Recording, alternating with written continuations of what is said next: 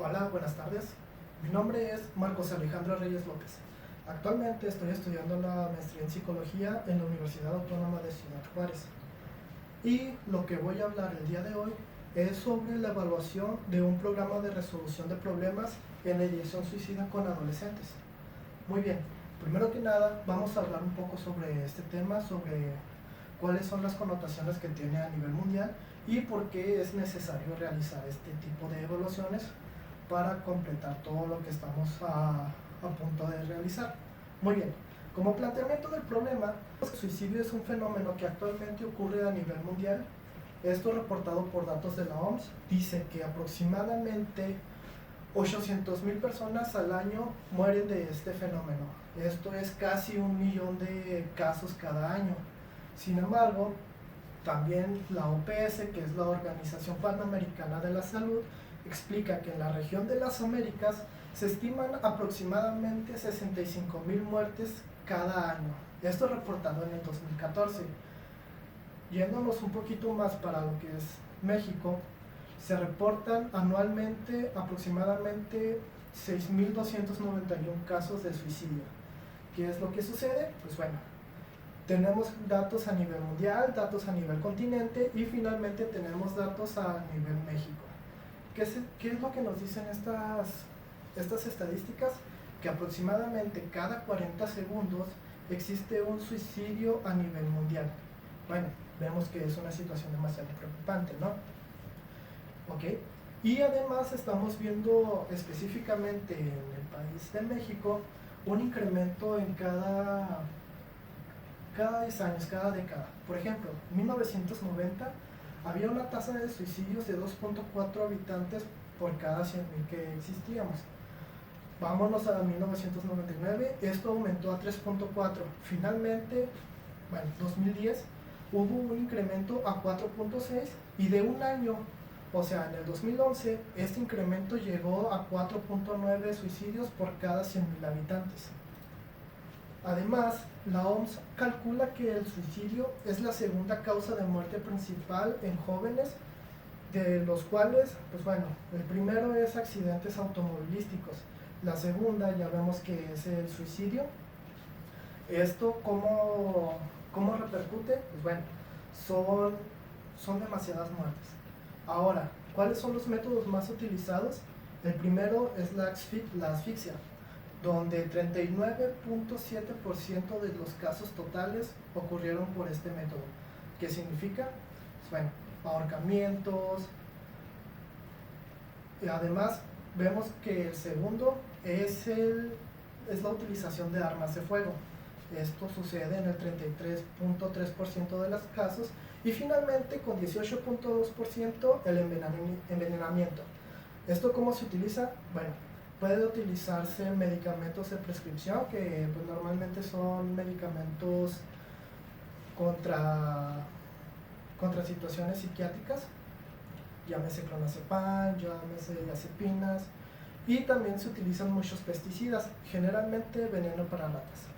Otro dato demasiado importante para tomar en cuenta es que países con nivel socioeconómicos medios y bajos, así como también en países donde la educación no es tan grande, o bueno, no es tan alta, llamémosle que solamente llegan hasta la preparatoria, secundaria, es más probable que suceda el suicidio. Ok, estos casos, 75% de ellos han ocurrido en este tipo de países con este tipo de problemáticas. ¿Por qué estoy refiriéndome a estos países?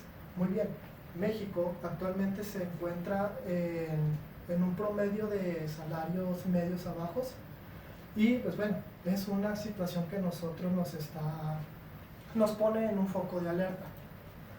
Además, otros factores de riesgo de los cuales hay que tener mucha perspicacia son principalmente los trastornos psiquiátricos. Se ha reportado que en la mayoría de los casos de personas que han cometido suicidio, la mayoría contaba con un diagnóstico psiquiátrico. ¿Qué es esto? Llamémoslo trastorno de depresión, trastorno de bipolaridad, trastorno límite de la personalidad y también el trastorno antisocial de la personalidad. ¿Por qué estos? Existe evidencia científica que cuando una persona se encuentra en estado depresivo, realmente no piensa en el suicidio, ni siquiera tiene fuerza para levantarse. Entonces, cuando una persona que tiene un trastorno de bipolaridad entra en el estado maníaco, es cuando esta persona obtiene energía y es cuando comienza a hacer las planeaciones, a tener esas ideas y finalmente a intentar y lograr cometer suicidio. Como les había comentado, pues bueno, la depresión es uno de los factores de riesgo. Otro de los factores de riesgo que aparecen en la mayoría de los casos es la baja satisfacción en necesidades básicas, como que tener un mal empleo o tener un empleo con el cual el salario no me alcanza para completar mi gasto básico. Otras satisfacciones de las necesidades básicas pues también es tener un mal empleo, desde el tener esto. ¿Qué más? Que normalmente no tenga una vida agraciable. Además, otro factor es la desesperanza. Cuando yo pierdo el interés en hacer las cosas, cuando yo pierdo esa motivación para seguir esforzándome, para seguir buscando lo mejor de mí, es cuando empiezo a perder toda credibilidad sobre mí mismo, y esto va a empezar a crear algo que también es un factor de riesgo, que son los sentimientos de inutilidad. El hecho de creer que yo ya no soy bueno para nada, el hecho de que intente en repetidas ocasiones el cometer algo y nomás no lograrlo, van incrementando en mí sentimientos de baja autoestima, sentimientos de desesperanza. Estos dos van a estar incrementándose uno al otro y entramos en un círculo vicioso donde mi desesperanza va a incrementar mis sentimientos de inutilidad y estos mismos van a ir aumentando mis sentimientos de desesperanza. Entonces debemos tener especial atención en este tipo de situaciones también. Muy bien, Gilbert expresa que otro factor del cual hay que tener demasiada atención es en las relaciones familiares. ¿Por qué? Cuando suceden estas relaciones que son disarmónicas, que hay conflicto, que hay pelea en todo momento y que nunca se tiene una aceptación hacia el miembro, es muy probable que las ideaciones, las intenciones y todo este fenómeno de suicidio se vengan a la persona. Entonces hay que tener demasiada atención en este tipo de relaciones familiares. Otro factor que tenemos que tomar en cuenta, pues bueno, la misma edad de los adolescentes y también la edad de los adultos mayores. Es cuando ocurre mayor incidencia de casos de suicidio. En los adolescentes son todos los problemas que vienen con la misma pubertad. No es que por ser un adolescente alguien esté en peligro de cometer suicidio, pero todos los factores de riesgo pueden ocurrir dentro de esta edad. En adultos mayores generalmente sucede cuando pasa el síndrome del nido vacío. ¿Por qué? Porque bueno, sus familiares se han alejado y además otro factor de riesgo es el sentimiento de inutilidad. Creen que ya no son necesarios para la sociedad y por tanto dejan de creerse importantes. Muy bien. Existe también una relación muy íntima entre la pobre habilidad mental y la conducta suicida. ¿A qué nos referimos con pobre habilidad mental? Cuando la persona no puede resolver problemas que aparentemente son sencillos. Algo que debemos tener demasiado en cuenta también es que como todos somos distintos, las personas que tienden a tener este tipo de sentimientos y tienden a tener este tipo de conductas también, realmente batallan mucho con su tipo de problemáticas. Podríamos tener el ejemplo de una persona que, bueno, mi pareja me dejó. Ok, una persona que no tiene este tipo de problemática de suicidio, generalmente dice, no hay problema, puedo seguir adelante, no es un problema tan grande. Pero la persona que tiene este tipo de problemática de ideaciones, lo ve como el problema más grande y realmente tenemos que atender a ello. ¿Por qué? Porque para él es un problema demasiado grande. Por tanto, llegamos a nuestra pregunta de investigación. ¿Y cuál es? Muy bien. ¿Cuál es la efectividad de la terapia de resolución de problemas para disminuir los síntomas de depresión, desesperanza y la ideación suicida e intencionalidad de adolescentes de Ciudad Juárez. ¿Por qué vamos a esto? Muy bien, primero que nada, tenemos que evaluar cuál es la efectividad de la terapia de resolución de problemas para disminuir los síntomas de depresión y desesperanza en la ideación e intencionalidad suicida en adolescentes en Ciudad Juárez. Ese va a ser nuestro objetivo general. ¿Cómo lo vamos a hacer? Muy bien, a partir de nuestros objetivos específicos, el primero es, vamos a evaluar los niveles de ideación y de intencionalidad de suicidio, así como la depresión y la desesperanza en un grupo de adolescentes de Ciudad Juárez. Perfecto. ¿En dónde va a ser? Esto va a ser en una institución educativa que posteriormente vamos a hablar sobre ella. Muy bien, ¿cuál es el siguiente objetivo específico? El siguiente es evaluar el programa de terapia de resolución de problemas dirigido a disminuir los síntomas de desesperanza, depresión y riesgo suicida en los adolescentes escolarizados de Ciudad Juárez. Muy bien, ya vamos entrando un poquito más específico al tema. Finalmente, el último objetivo es analizar los cambios que existen en la ideación y la intencionalidad suicida en los adolescentes una vez concluido el programa de intervención de la terapia de resolución de problemas que fue diseñado por Mehmet Eskin. Muy bien. Ahora, ¿cuáles son las hipótesis que nosotros podemos, que nos estamos planteando para esta intervención? La primera hipótesis nos dice que que se van a disminuir los niveles de desesperanza y riesgo suicida en los participantes de la terapia de resolución de problemas. Suena muy interesante, ¿verdad? La segunda hipótesis de la que tenemos que hablar es que al concluir el programa de resolución de problemas, los participantes del estudio manifestarán un aumento en su capacidad para poder resolver problemas y dificultades de la vida diaria. Excelente. ¿Cuál es nuestra tercera hipótesis? Que al concluir el programa de resolución de problemas, los participantes del estudio manifestarán en su capacidad de resolver las problemáticas un aumento en este rubro. Sin embargo, tenemos que hablar de hipótesis nula. Algo que podría no suceder. Podría suceder que no exista cambio en los índices de ideación e intencionalidad suicida en los participantes una vez concluido el programa. Muy bien, ¿qué es lo que va a suceder? Ya lo veremos más adelante. Los participantes. Vamos a hablar un poquito sobre ellos. Los participantes fueron escogidos de una manera por conveniencia. Pero ¿cuáles son? ¿Cuántos son? Muy bien. Primero que nada, son 4 participantes, 4 chicas de sexo femenino, quienes fueron previamente evaluados por el PHQ-9. Este instrumento nos ayudó a realizar un tamizaje para la misma escuela, en donde se vieron síntomas de depresión, donde se vieron síntomas o riesgo de suicidio, y de aquí fue de donde nosotros partimos para poder realizar nuestro modelo de intervención. Para estas personas, para esta población, estuvimos trabajando en un rango de edad de 15 a 17 años y que además presentaran antecedentes de intento suicida. Esto era especial puesto que es lo que vamos a revisar precisamente.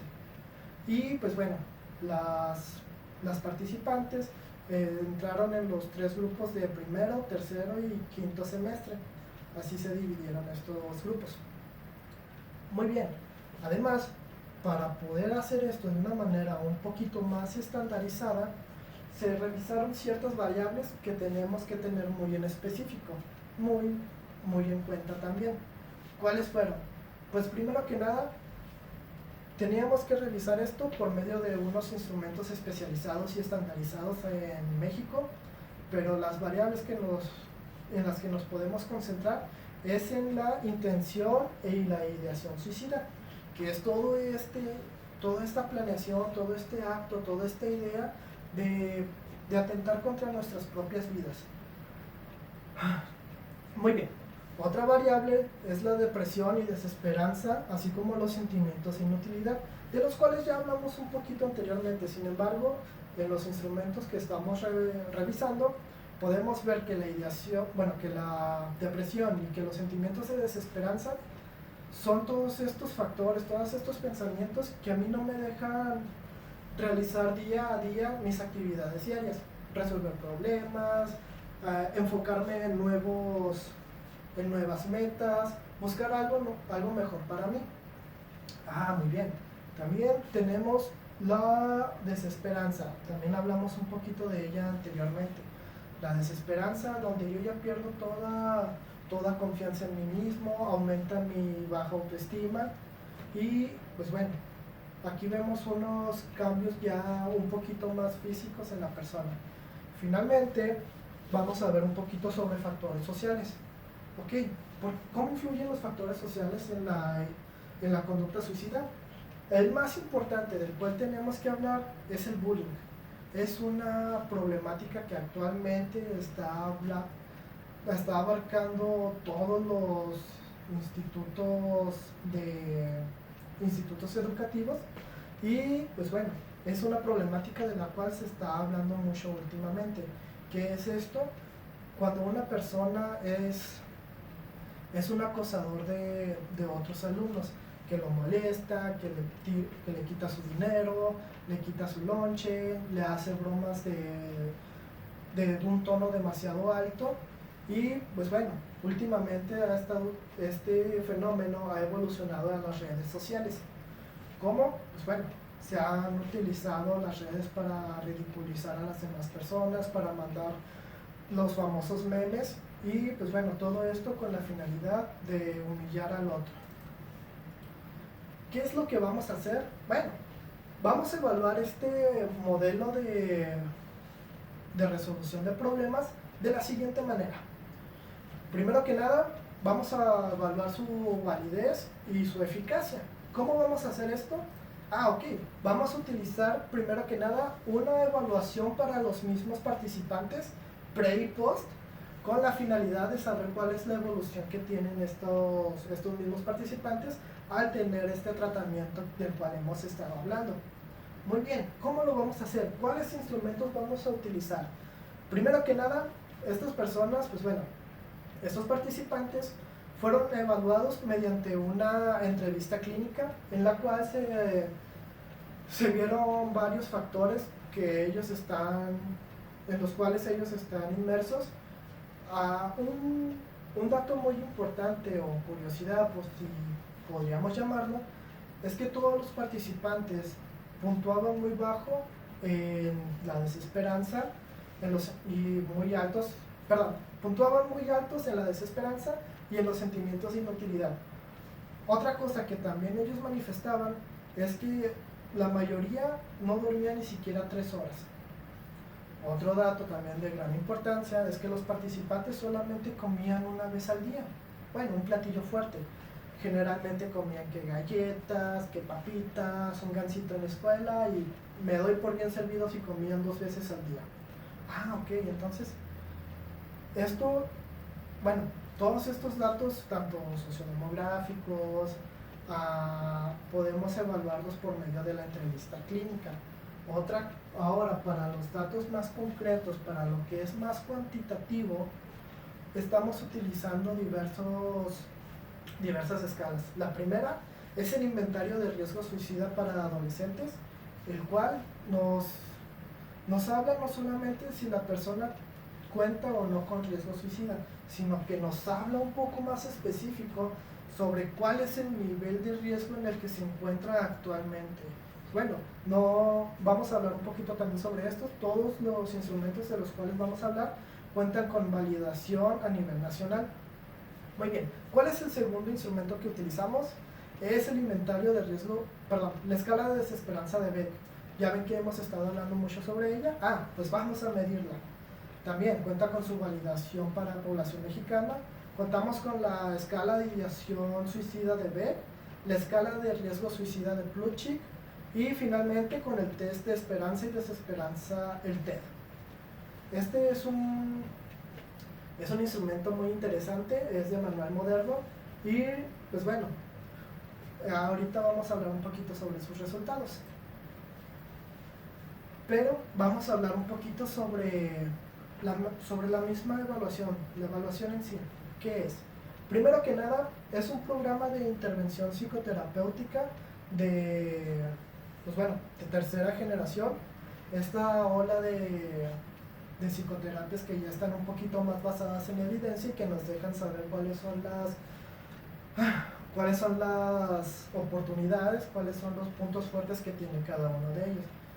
Muy bien, este programa se divide en 6 fases y realmente este programa fue escogido debido a la facilidad y bueno, que nos permite trabajar de manera individual con los pacientes.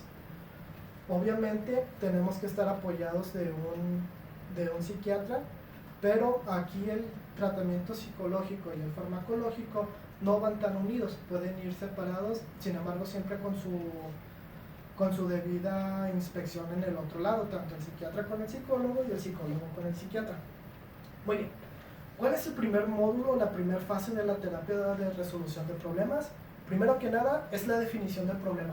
Algo bien importante que tenemos que tomar en cuenta es que para poder resolver un problema, primero que nada tenemos que saber cuál es. No podemos ir por la vida buscando soluciones si no sabemos en qué estamos afectados. Otra cosa importante en este punto es el hecho de que cuando yo tengo un problema, también tengo que saber de qué manera me está afectando. ¿Cómo podríamos saber esto? Pues bueno, cómo influyen nuestras emociones y cómo nuestras emociones están fluyendo en ella. Algo que tenemos que tener bien en cuenta o algo que nos ayuda mucho en esta sesión es la técnica de las 3 columnas de Ellis, donde nos dice cómo es que funciona toda la emoción con este tipo de problemas, mis pensamientos automáticos, mis sensaciones y finalmente cuál es mi conducta. Otra cosa que tenemos que realizar en esta sesión es la selección de metas y para esto vamos a utilizar su mismo formato, el formato de selección de metas, que es ¿qué es lo que queremos conseguir una vez que hayamos terminado nuestra terapia? ¿Qué es lo que queremos conseguir a lo largo de la misma terapia? Ah, muy bien, pues esta nos está diciendo, nos está ayudando a ver cuál es la posibilidad y nuestras propias habilidades para poder salir adelante. Ahora, una vez que tenemos todo eso en cuenta, bueno, podemos utilizar un programa de 5 pasos en donde voy a identificar cuáles son las posibles soluciones que yo tengo. Pasamos a la fase 2, que es la selección de metas. Una vez que primero vimos cuáles son las metas que podíamos tener, ahora vamos a escoger cuál es la que vamos a ver en primer lugar. Ah, muy bien. Para esto la meta tiene que ser algo muy concreto y más que nada realista. Si el mismo participante dice, ¿sabes qué? No lo voy a lograr. Ah, ok, vámonos a otra meta que sepas tú que puedas lograr. Aquí vamos a trabajar todos juntos. Ahora, la tercera fase es poder generar soluciones alternativas. Ah, perfecto. ¿Por qué una solución alternativa? Porque generalmente cuando yo realizo una inspección, realizo un trabajo, es muy probable que exista el error. ¿Qué pasa? Si yo tengo un único plan y este falla, toda la estructura anterior se me va a venir abajo. Van a incrementar los sentimientos de desesperanza, de inutilidad. Siempre que intento resolver algo no me sale, entonces pues ya ni siquiera para qué lo intento. Entonces se hace este trabajo de reestructuración cognitiva donde se hace ver al paciente, al participante, que siempre van a existir los errores, que equivocarse es parte de la misma vida. Y bueno, ya teniendo eso en cuenta, puedo decir, ok, si fallo en este plan, ahora tengo el siguiente, tengo mi plan B, mi plan C, mi plan Z si quiero. Después, el cuarto es la toma de decisiones. Ya que tengo todas las soluciones alternativas, voy a escoger cuál es la que realmente me va a funcionar, o bueno, la que yo creo que me va a funcionar como participante, a la cual le tengo más fe, a la cual le tengo más confianza y voy a trabajar en ella. Ahora la fase 5 es la implementación de las soluciones. Una vez que la escogí, voy a empezar a utilizarla. Para esto, bueno, voy a utilizar el formato de evaluación de las soluciones, donde voy a ver, ok, esta solución, toda acción tiene pros y contras, tanto hacerla como no hacerla. Voy a poner una solución, una de las soluciones que yo he planteado, y voy a ver, si hago si decido hacerlo, qué es lo positivo que voy a obtener y qué es lo negativo. Y si no lo hago, ¿qué es lo positivo que tengo de no hacerlo y qué es lo negativo que tengo de no hacerlo? Para eso nos va a funcionar. Ya basados en las ideaciones, en lo que yo esté estructurando, voy a decidir cuál es la que me conviene mejor. Finalmente, llego a la valoración y verificación. ¿Qué es esto? Yo veo las soluciones que tomé, estuve trabajando en ellos durante varias semanas. Muy bien, ¿cuál es la que más me ha funcionado? ¿Cuál es la que mejores resultados ha obtenido? Ok, entonces con esta me voy a quedar y es la que voy a estar utilizando. Me ha funcionado de tal manera, he visto grandes cambios en mí y esto es lo que podemos utilizar. Muy bien. Una vez que hicimos todo esto, fueron las 6 sesiones, toda la psicoterapia se llevó a cabo, pudimos evaluar su forma post. ¿Y qué fue lo que obtuvimos? Resultados demasiado interesantes, especialmente en la escala del inventario el ISB de Beck. ¿Qué es esto? Pues bueno, lo vamos a ver por factores, por subescalas, como queramos llamarle. ¿Qué es lo que ha sucedido? Obtuvimos resultados más altos en la prueba pre que en la prueba post, pero esto no es malo, al contrario, es bueno. Actitudes hacia la vida y la muerte, este factor nos habla sobre todas las ideaciones, todo lo positivo y todo lo negativo que yo puedo hablar sobre mi propia muerte. También tenemos el factor de pensamientos y deseos de suicidio. Entonces pasamos al siguiente, que son las características del intento, y finalmente en el mismo intento del suicidio. Estos resultados fueron mucho más altos en la evaluación pre y en la evaluación post. Bueno, y en la evaluación post ya fueron más bajos. ¿Qué fue lo que hicimos? Muy bien, pruébate para muestras independientes y pues bueno, tuvimos que hacer varias mediciones muy interesantes, que fue la de Cohen, para ver cuál es el tamaño de efecto que tienen estos tratamientos. ¿Por qué lo hicimos por qué utilizamos estas mediciones? Pues bueno, vamos a ver cuáles son las facultades que tiene cada uno de los instrumentos que hemos venido utilizando. Otro instrumento, el inventario de riesgo suicida para adolescentes, también muestra resultados muy interesantes en la ideación e intencionalidad suicida, en la depresión y desesperanza, la falta de circunstancias protectoras y en el malestar de riesgo suicida. Esto es más apegado a cuáles son las cosas negativas que me están afectando en mi vida diaria y que me hacen intentar quitarme la vida. Muy bien, continuamos con las subescalas de la escala de Plutchik, que son sentimientos de inutilidad, ideación suicida, desesperanza y los factores sociales. Muy bien, en estos dos escalas de las cuales hemos estado hablando, también tenemos una diferencia de puntuaciones muy interesantes, en la que, pues bueno, la evaluación pre salió más alta que la evaluación post. Esto significa que hubo cambios positivos. Ahora tenemos la escala de desesperanza de Beck y las subescalas del TED, que al igual que los anteriores, fueron más altos en su evaluación pre que su evaluación post. Bueno, el TED cambió un poquito porque se van modificando, sin embargo, hay evolución positiva en comparación de su evaluación pre. Una vez que obtuvimos estos resultados, podemos pasar a la discusión. ¿Y esto qué es? Bueno, como discusión, podemos ver que los resultados muestran que la estrategia de resolución de problemas es admisible y positiva para los problemas emocionales relacionados con la desesperanza y con los sentimientos de inutilidad. Estos que son principalmente acompañados de pensamientos intensos, pensamientos rumiantes sobre lo que yo estoy mal, generalmente en los adolescentes. Además, los puntajes de riesgo suicida, depresión, desesperanza son mucho más bajos, como les había comentado, en su evaluación pre que en su evaluación post. Esto significa que fue una intervención la cual podemos ver que tiene resultados positivos.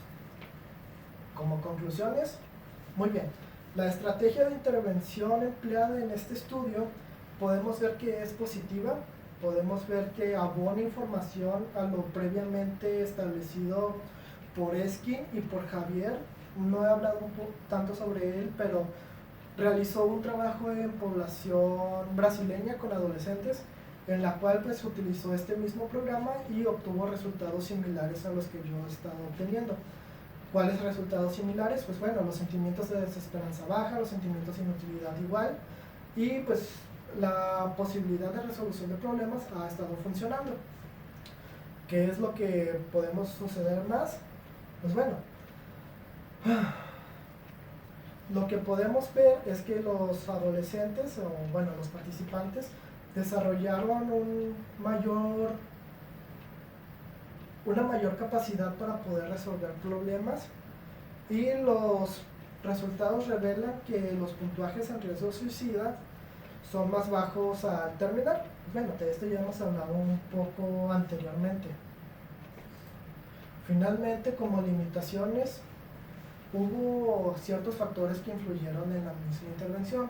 El primero era no haber podido hablar con todos los docentes de las instituciones. ¿A qué me refiero? A que la mayoría se portó de una manera muy aceptable y muy cordial. Sin embargo, con quienes no se tuvo ese contacto porque no entraron a las juntas que se hablaron en la misma institución con los directores, con los prefectos, y pues bueno, como tenía que ser durante horas clase, había ocasiones más que nada en el principio, había ocasiones en las que yo tenía que ir con los alumnos a solicitarlos, y los profesores de repente ponían mala cara y como que sí, ya lléveselo. Esto hacía pues bueno que el estudiante se sintiera culpable de voy a perder esta clase y no sé para qué vengo. Sin embargo, eso ya se fue resolviendo a medida que iba avanzando el mismo programa. Se buscaba solicitarlos durante clases que no fueran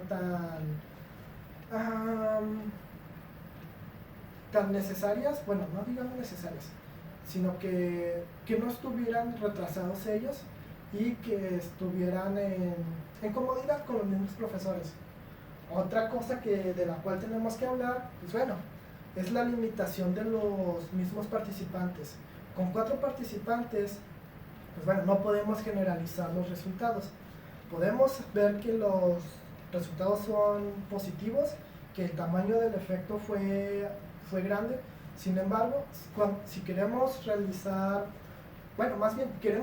un trabajo más grande, vamos a necesitar también de más participantes.